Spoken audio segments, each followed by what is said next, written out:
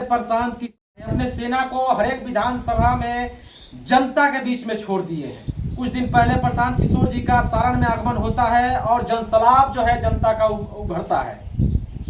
इसके दौरान आज हम सारण जिला के तरैया विधानसभा में पहुंचे हुए हैं। हमारे साथ इस विधानसभा के भावी प्रत्याशी उदय प्रताप सिंह हमारे साथ जुड़ चुके हैं। इनसे तमाम बातचीत करें। लगातार प्रशांत किशोर जी के कार्यक्रम हो रही है सारण में और तरैया में भी होने जा रहा है। तो आइए जानते हैं कि तरैया की विधानसभा की जनता क्या चाहती है, प्रशांत किशोर जी से क्या उन लोगों का उम्मीद रहेगा। आइए हम जानते हैं उदय प्रताप सिंह से।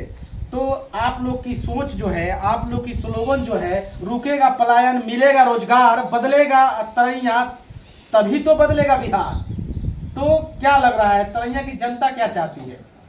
सबसे पहले आपके चैनल के माध्यम से आपको और आपके चैनल के माध्यम से जितने भी जनता देख रहे हैं उनको हमारे तरफ से नमस्कार और हार्दिक अभिनंदन बोलेंगे। आप जो बोले कि बिहार का तरैया का जनता क्या देखना चाह रही है, तो तरैया का जनता जो है अभी हम लोग सुबह शाम घूम रहे हैं।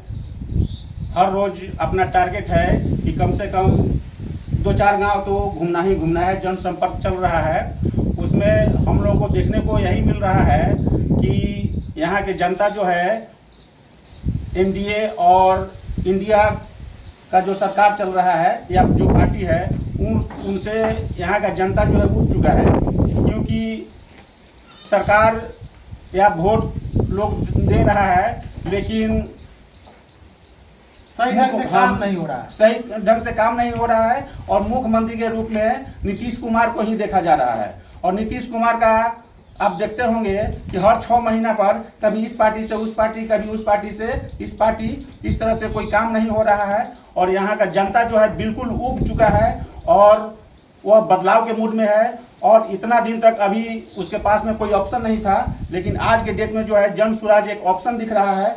और लोगों का जो झुकाव है, हम लोग हर रोज हर गांव में जा रहे हैं। आज टिकमपुर में गए थे, चंचलिया में गए थे, भलुआ में गए थे।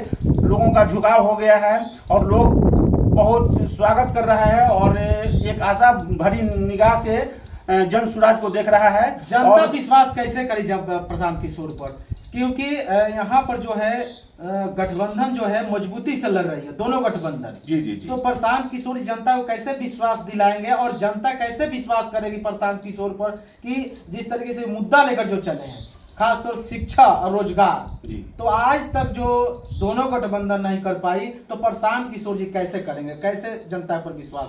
नहीं, आपका क्वेश्चन जो है बिल्कुल 100% सही है। अभी तक जो भी यहाँ पर एनडीए या इंडिया का जो भी लोग रहा है वह लोग ऐसा कुछ किया नहीं है। लेकिन प्रशांत किशोर जी का एक मैप तैयार हुआ है और उनका कहना है कि हम रोजगार या पलायन जो है बंद करेंगे। आपको मालूम होना चाहिए, आप पत्रकार हैं, कि बिहार में हर वर्ष बैंक में लगभग 3.5 लाख करोड़ रुपया जो है क्लोजिंग के टाइम में जमा होता है और वह पैसा जो है दूसरे राज्यों में भेज दिया जाता है और वहां पर उस पैसा से फैक्ट्रियां लगाया जाता है। लेकिन वह पैसा जो है हमारे बिहार में यूज नहीं किया जाता है। जो हमारे इसका जिम्मेवार कौन है इस तरह से किया जाता है?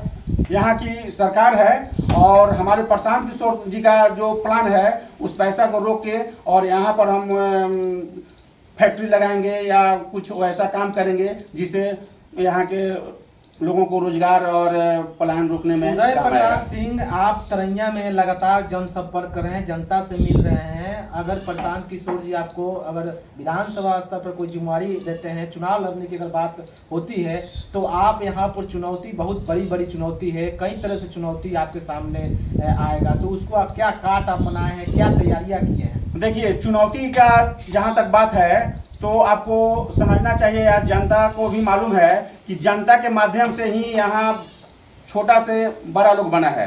और जनता अगर चाहेगी तो उस बड़े आदमी को छोटा बनाने का काम 2 मिनट लगेगा और वह छोटा बना देगा। क्योंकि ये तरैया विधानसभा है और कहा जाता है कि यहाँ बड़े घराने का ही मतलब चलता है, तो उसके लिए आप क्या काट बनाए? नहीं, वही हम कर रहे हैं। सब पावर जो है यहाँ के जनता के हाथ में है।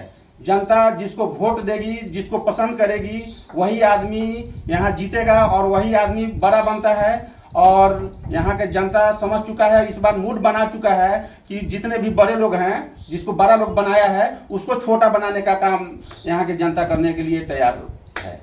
कहा जाता है कि यहाँ पर जो है यादव समाज, मुस्लिम समाज खास तौर ज्यादा, ये हम नहीं कर रहे हैं, जी जी जी जी, खास तौर ज्यादा यहाँ झुकाव आरजेडी की तरफ रहता है। यहाँ के वर्तमान जो है बीजेपी से विधायक हैं जी जी, तो वो क्या किए हैं तरैया के लिए?